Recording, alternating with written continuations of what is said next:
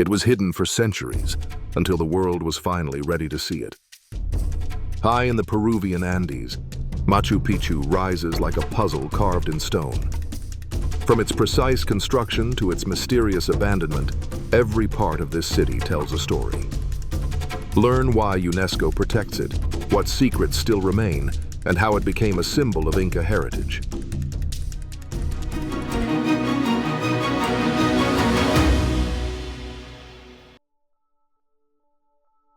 Machu Picchu is located in southern Peru, deep in the Andes mountain range. It's part of the Cusco region, within the Urubamba province.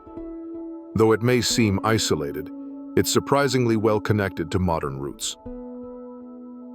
The nearest major airport is Alejandro Velasco Astete International Airport, located in Cusco, about 75 kilometers away in a straight line. However, the journey to Machu Picchu by car or train takes longer due to the mountainous terrain. A new airport, the Chinchero International Airport, still under development, aims to ease access to the Sacred Valley and reduce travel times in the future. The closest urban center is Aguas Calientes, a small town that functions as the main access point to the site. From there, buses and hiking trails lead visitors up to the archaeological complex. Machu Picchu sits at an altitude of about 2,430 meters above sea level. It's built on a narrow ridge between the peaks of Machu Picchu Mountain and Huayna Picchu, surrounded by steep cliffs and the deep valley carved by the Urubamba River. This terrain is not just dramatic, it's part of what kept the city hidden for centuries. The site blends perfectly with the landscape, following the curves of the mountains and avoiding disruption to the natural flow of the earth. The high jungle, or Cheja de Selva, creates a dense, humid environment, with the Andes rising just above. Machu Picchu was also a crucial stop along the Inca Trail, a vast network of roads connecting the empire.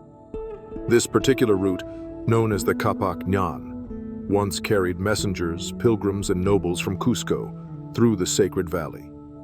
And today, it's recognized by UNESCO as a separate World Heritage Site from Machu Picchu, listed under its own designation due to its vast cultural and historical importance.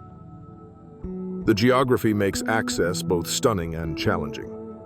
But that journey is part of the experience, one that connects ancient roots with modern exploration.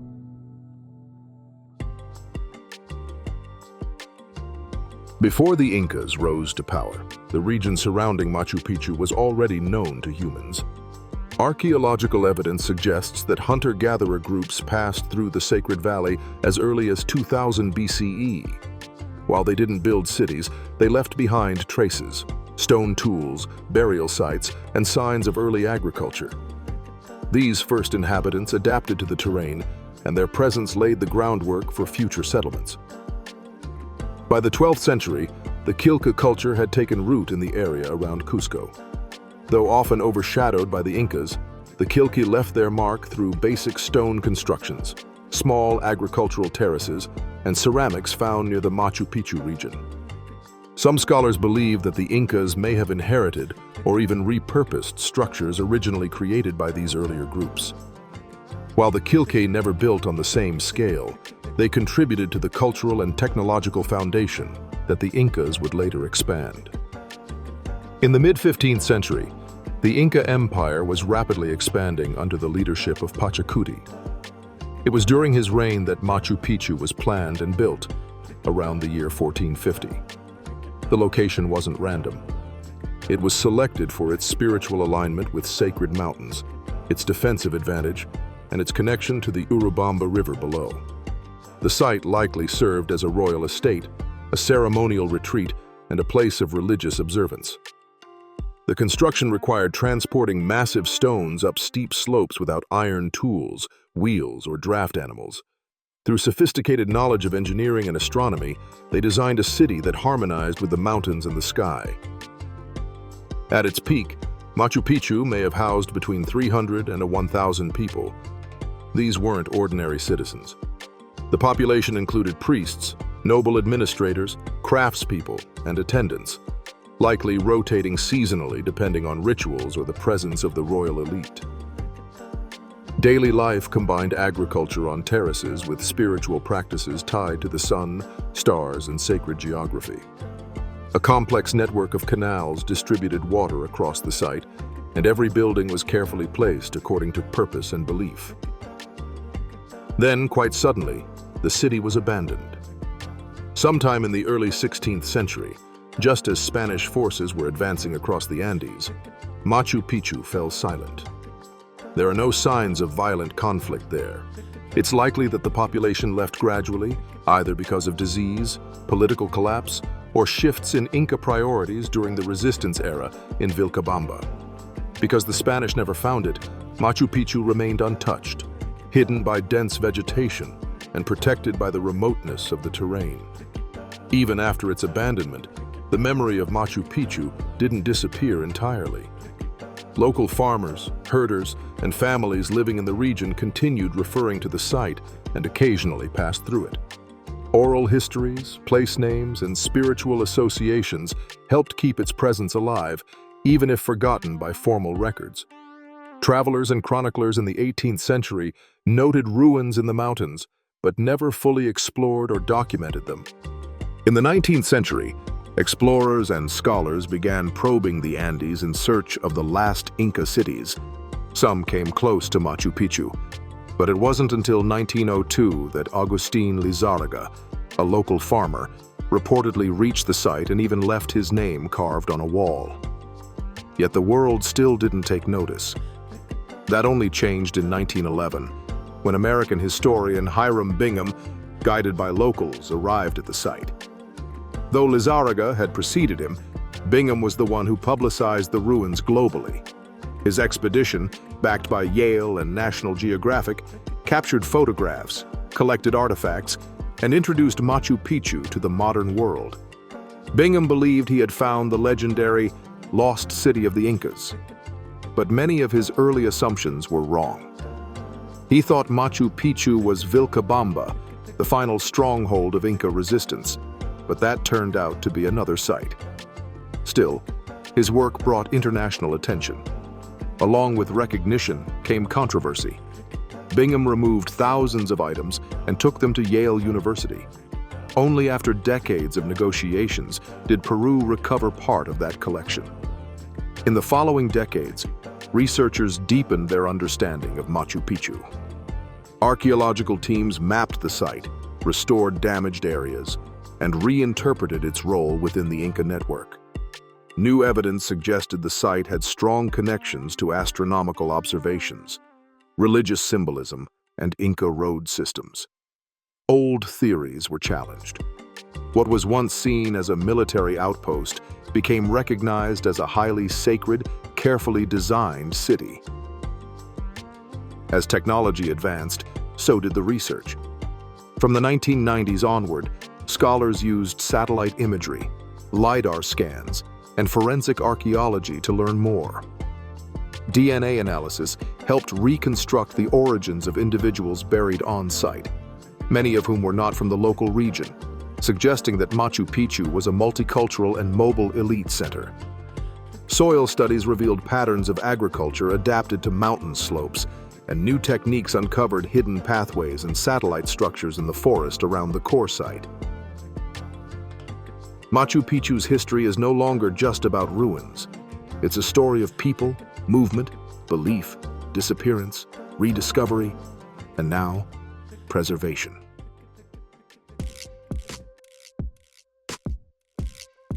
The most visited landmarks include the Temple of the Sun, built with precisely cut stonework and aligned with the June solstice. It features a curved outer wall and windows that let sunlight in at specific times of year, reinforcing its ritual importance. Just uphill is the Intihuatana, a carved stone pillar believed to function as a solar calendar. Its exact role remains debated, but many believe it symbolically tied the sun during key seasonal transitions. Nearby, the Temple of the Three Windows opens onto the main plaza, its name drawn from the trio of trapezoidal openings that frame the landscape.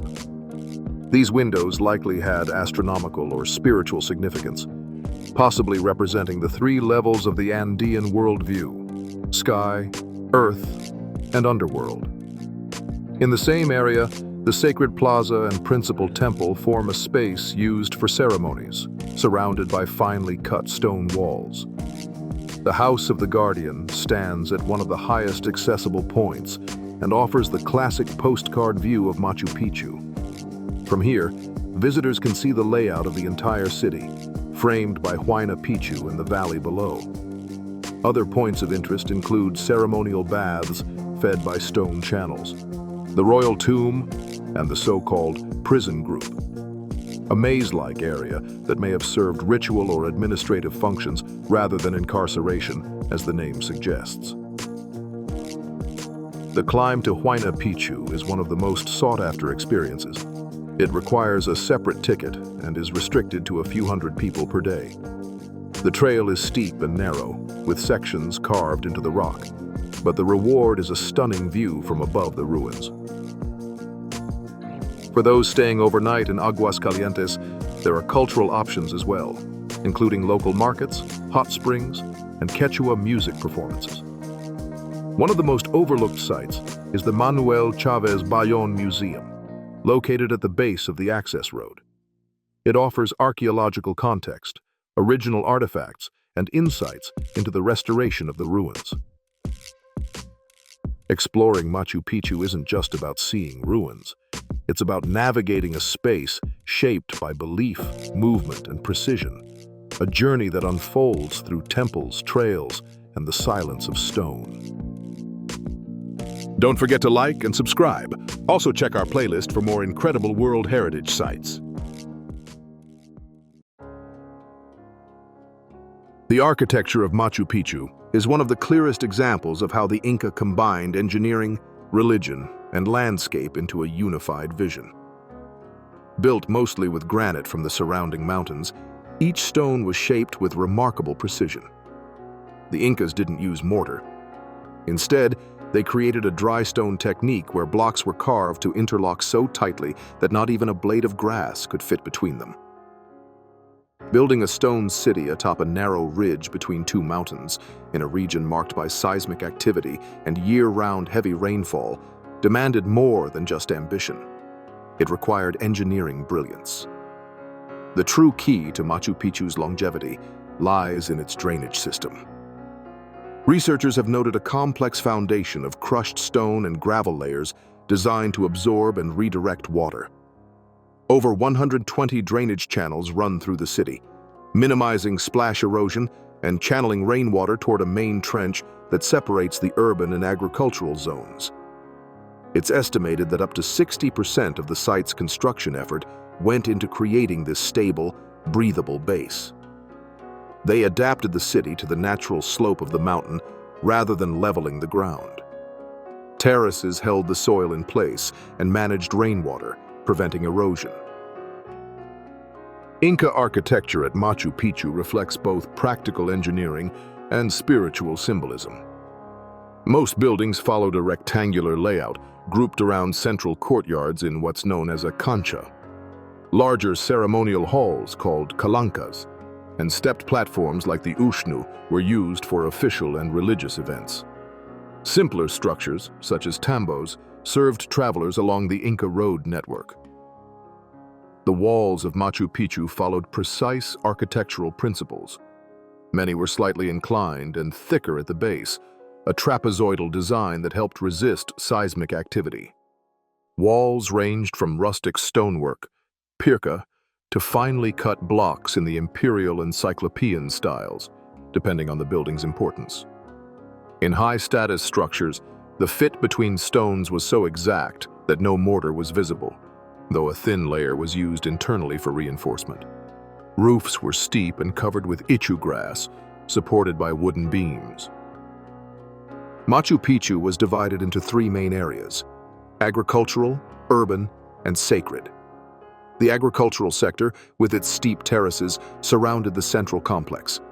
The urban sector included residences, storage rooms, and workshops. And at the heart of it all was the sacred zone.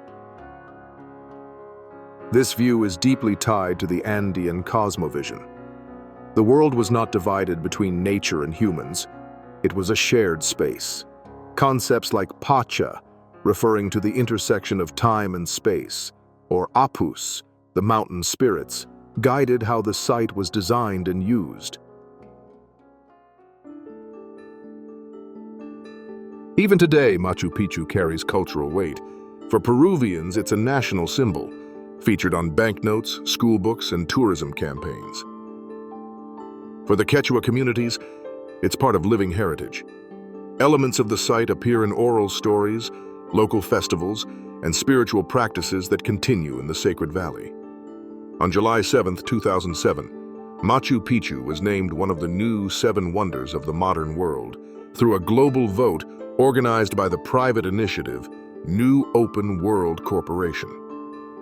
It reinforced Machu Picchu's status as a national icon and led to the official declaration of July 7th as the Day of the Historic Sanctuary, celebrating its role in Peruvian identity and global tourism.